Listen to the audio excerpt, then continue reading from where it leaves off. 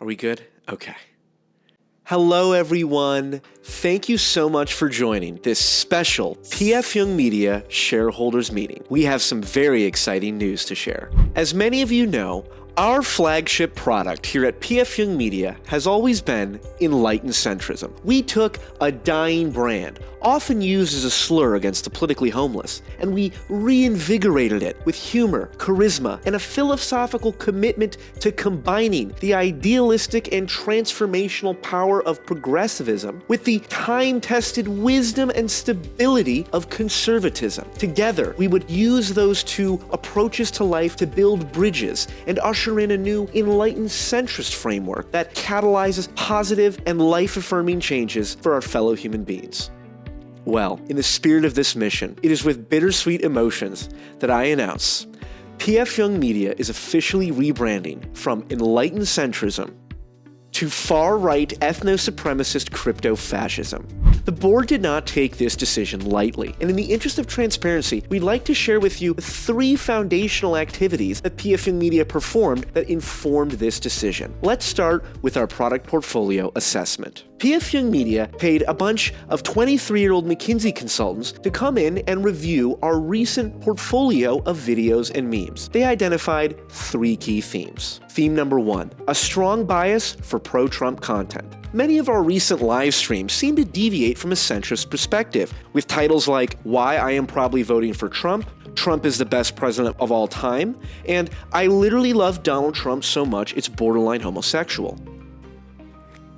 Theme number 2, direct assaults on democracy. One of our lead anchors was, unfortunately, caught on a hot mic multiple times, saying things like we should be restricting the voting rights of U.S. citizens. Let's share those clips for you now. No. The opposite. We should make it harder to vote. Okay, you should have to earn your right to vote. This goes back to our culture being weak and degenerate. I'm for restricting voting rights, for sure. 100%. Less people should be voting than they are now.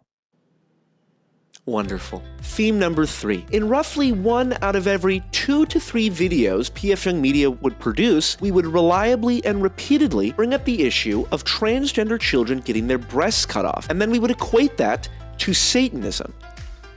All in all, it's clear that PF Jung Media's content is in line to be rebranded. I mistake my lines there.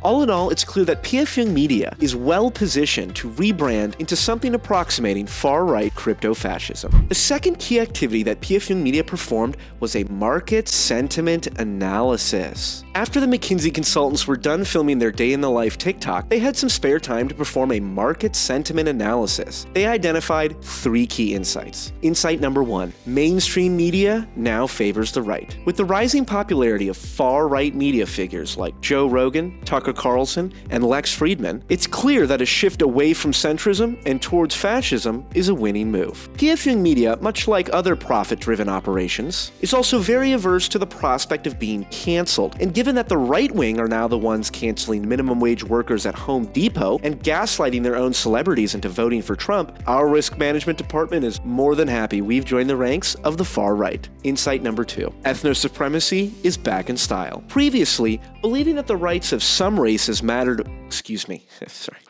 Previously, believing that the rights of some races mattered more than others elicited a negative reaction from content consumers. However, it seems to have been working out for Israel, and if anyone knows how to succeed in media, it's the Yeah, okay.